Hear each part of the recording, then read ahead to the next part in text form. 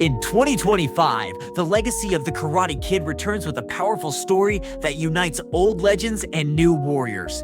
Jackie Chan and Ralph Macchio come together as mentors to guide a gifted but troubled teen named Lee through a journey of loss, discipline, and redemption. With karate, kung fu, and Heart the Karate Kid, Legends brings the past and future of martial arts to life like never before. The movie begins in 1986 in Okinawa. Daniel LaRusso visits Mr. Miyagi's home. Inside, Mr. Miyagi shares a powerful story about his ancestors, warriors who traveled across nations, mastering and evolving karate. He speaks of an encounter in Japan where they met a family trained in kung fu. Rather than seeing each other as rivals, the families combined their disciplines, creating a unique fusion. We then see a glimpse of Mr. Han tying together the 2010 reboot with the original timeline. In the present day, we shift to Beijing. Mr. Han is now a full-time kung fu instructor running a dojo filled with enthusiastic students. Among them is Li Fong, talented, disciplined, but carrying deep emotional scars. One afternoon, a woman named Ming walks in. She's Lee's mother and tells Mr. Han they're moving to New York. Han praises Lee's progress, but Ming insists Lee will no longer fight. She's made up her mind, shaped by a painful past. Lee, who overhears the conversation, is devastated. He confronts his mother, begging to stay. But Ming is firm. She wants a better, safer future for him. Despite his resistance, Lee obeys. They pack up their lives and fly to New York. The city is completely new to them. They move into an apartment and try to settle in. That night, Lee goes out to buy food and ends up at a pizza shop owned by a man named Victor. The conversation is awkward, as Victor assumes Lee doesn't speak English well, but when Victor's daughter Mia arrives, she politely helps Lee and offers him advice on where to find Chinese food. Lee impresses her by customizing his pizza order fluently in English. The next day, Lee heads to school while his mother starts her job at a hospital. School feels alien to Lee, but he tries his best. After school, he sees Mia working outside the pizza shop. He helps her with her tasks, and they strike up a friendly conversation. She's impressed by his English, and Lee explains his mother enrolled him in an English medium school. Mia invites him to join her for some shopping. On the way, they pass a dogo. Lee watches the best fighter there, Connor. Lee tells Mia that he knows kung fu but gave it up at his mother's request. Mia warns him not to get involved. At the dojo, the owner John greets Mia and asks about her father. Mia tells him he's doing well. Later, John taunts Connor, implying Mia has moved on. Inside a nearby store, an elderly Chinese lady tries to overcharge them. Lee speaks to her in Mandarin and manages to negotiate a discount, saying Mia is his girlfriend. Mia laughs and is clearly enjoying the time with Lee. He promises to teach her Mandarin. The next day, they ride Mia's scooter to school, but it breaks down. They carry it onto a train and head off, with Lee continuing to teach her Mandarin. Suddenly, Connor appears and makes rude remarks. Lee tries to ignore it, but Connor punches him. Mia apologizes, her voice sincere and filled with regret. She explains that Connor is her ex-boyfriend, a local karate prodigy who dominates nearly every tournament in the city.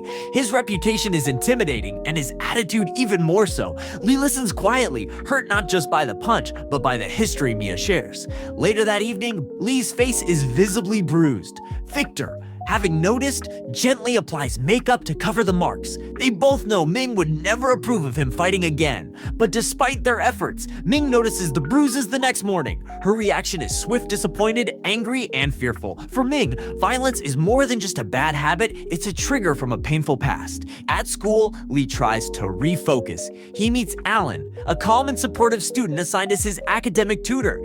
Alan offers to help him catch up on schoolwork and settle into the new system. That night, while flipping through an old book, Lee finds a photo of Chad performing his signature move, the dragon kick.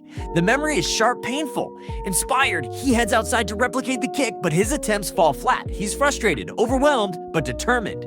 Days later, Connor confronts Lee again, this time in an alley behind the school. He taunts and provokes him. Lee tries to defend himself, but Connor quickly overpowers him. Instead of ending it there, Connor throws out a challenge, a public tournament. It's a chance to fight without consequences and a setup to humiliate Lee in front of a crowd. That evening, while walking near the pizza shop, Lee sees a commotion. John's men are attacking Victor, forcing him to the ground, demanding payment. Lee doesn't hesitate. Fueled by instinct, he rushes in and uses his kung fu to fight them off. His movements are sharp, precise, trained, but raw. The attackers scatter. After catching his breath, Victor looks at Lee with new eyes. He confesses that years ago, he was a boxing champion. He gave it all up after Mia was born, trying to live a peaceful life. But now, buried in debt and threatened by gangsters, he wants to return to the underground ring not for glory but survival. He asks Lee to train him in Kung Fu. Lee hesitates, but agrees for Mia's sake and because he knows what it means to feel powerless. He confesses everything to Mr. Han, who surprisingly approves. Han sees the situation as more than just physical training. It's a chance for both Lee and Victor to face their fears. The training begins immediately. Victor throws punches with raw power, but Lee expertly blocks them, guiding each blow off course. Mia walks in on the mid-session. She's shocked, angry. She doesn't understand why they're doing this. Victor calmly explains that the fight is necessary. They need the money, and Lee is helping. Eventually, Mia softens, realizing Lee is trying to help her family. One quiet night, while practicing alone, Lee opens up to Victor. He tells him everything about Chad, how he died, how Lee stood frozen while it happened. The pain is still fresh, even years later. Victor listens in silence before finally responding.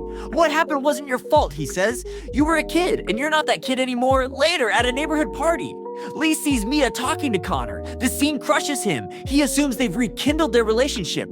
Heartbroken, he leaves without speaking to her. At the tournament venue the next day, Mia finds Lee and tries to explain. Her friends tried to reunite her with Connor, but she made it clear those days were over. Lee is still distant, but listens. That same night, Victor steps into the underground fight ring, dimly lit, raw, and echoing with the voices of gamblers and fight fans. The floor is damp with sweat. The opposite him stands Dylan, a younger, muscular opponent with a reputation for fighting dirty. The bell rings. Victor wastes no time. His years of experience and training with Lee begin to show.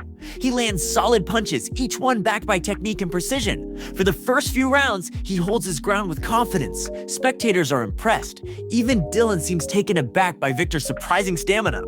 But from the shadows, John watches, his eyes narrow. He nods at Dylan, silently signaling him to change tactics. In the next moment, Dylan fakes a retreat. As Victor lowers his guard for just a second, perhaps to breathe or adjust, Dylan charges in. A deliberate, calculated head blow. Victor collapses to the floor, his body going limp. In the crowd, Lee stands frozen. Time slows around him. His breath catches in his throat. He sees Victor lying there unmoving, and suddenly, he's back in Korea. He remembers Chad, his older brother, crumpled on the street. That same paralyzing fear seizes him again. His knees weaken, but he can't take his eyes off Victor. Not again. He couldn't save Chad, and now he's afraid he couldn't save Victor either. Ming, working a late shift in the ER, recognizes Victor as he's wheeled in. Shocked, she quickly puts the pieces together. When Lee arrives at the hospital, she's already waiting. Her face is stern and filled with concern. She confronts him not just as a mother, but as someone who has seen enough loss. She tells him Victor is alive, but in critical condition. That night, the guilt consumes Lee completely. He blames himself for everything for getting involved. The shadows of his past have caught up with him again, and so he makes a decision. Lee quits Kung Fu. He shuts himself off from Mr. Han, from Mia, from everyone. He avoids training, avoids conversation, and drifts into a lonely silence. His days are empty, filled only with school and silence. The energy that once pushed him forward is now gone. All he sees when he closes his eyes is Chad, and now Victor too, both lying motionless. A month goes by. One quiet evening, as Lee walks home near his building, he's suddenly attacked. It's Mr. Han. Lee stands frozen, confused, and angry. Han calmly tells him that it wasn't about fighting, it was about waking him up. Ming arrives, startled by the commotion. The three of them sit down together. Mr. Han tells Lee, "You think walking away makes you strong, but it only feeds your fear. You're stronger than what happened to your brother. Stronger than what happened to Victor. You've just forgotten that." The next day, Mr. Han takes Lee on a journey. They travel to a special place quiet, surrounded by trees. It's Mr. Miyagi's old house. They meet Daniel LaRusso. The moment is filled with respect and nostalgia. He tells Daniel he's training a student who needs more than power, he needs peace. Daniel is unsure at first, but when Lee shares his story, his pain, his guilt, his fear, Daniel sees himself in the boy. He remembers his own struggles, and he agrees. The real training begins. Mr. Han sharpens Lee's motion and power.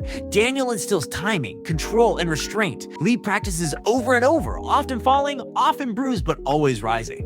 Meanwhile, Connor plows through the tournament bracket. He's brutal and relentless, defeating opponent after opponent with raw aggression. No mercy, No finesse, just domination. Lee trains daily, at sunrise, at sunset, on rooftops, in alleys and parks. Slowly, his movements become more fluid, his instincts faster. One day, while practicing the dragon kick beneath the moving bar, Lee finally gets it. His timing is perfect. The day of the final tournament arrives. Before heading out, Lee visits his mother. Ming places her hand on his shoulder. "You don't need to prove anything to anyone," she says, "but if this is what you want, go and finish it." She hugs him for the first time in a long while, and Lee walks away stronger.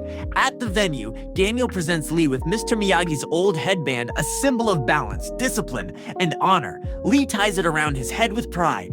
The stadium roars as Lee steps into the ring. On the other side stands Conor, his rival, his past, his final test. The bell rings. The match begins. Conor is fierce from the start. Within minutes, he lands 4 straight points. Lee is knocked back, dizzy, his mind racing, but he breathes. He closes his eyes for a moment. He remembers Victor, his mother, Mr. Han, and Daniel. He recalls every hour of training. He steadies himself. Lee returns to the fight. He starts dodging, then countering. His rhythm returns. He adapts. He moves like water, unpredictable yet controlled. He lands points one after another. Soon, the score is 7-7.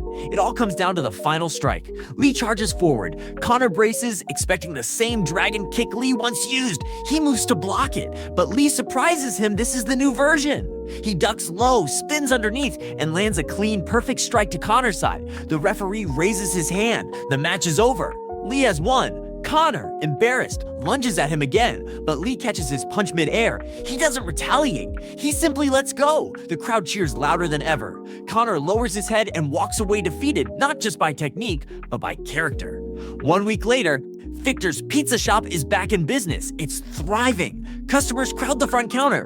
Behind it, Lee works proudly. He's found purpose not in the ring, but in the balance he's learned. Victor thanks Mr. Han and Ming for everything. As a gesture, he sends a custom pizza to Daniel LaRusso's home. At Mr. Miyagi's house, Daniel opens the box. Inside is a pizza laced with Chinese spices. Johnny walks in, grabs a slice, and smirks. "You know what? We should open a pizza joint. Call it Miyagi Hut." Daniel gives him a look but can't help smiling. And so the movie ends not just with victory in the ring, but with peace, legacy, and the start of a new chapter.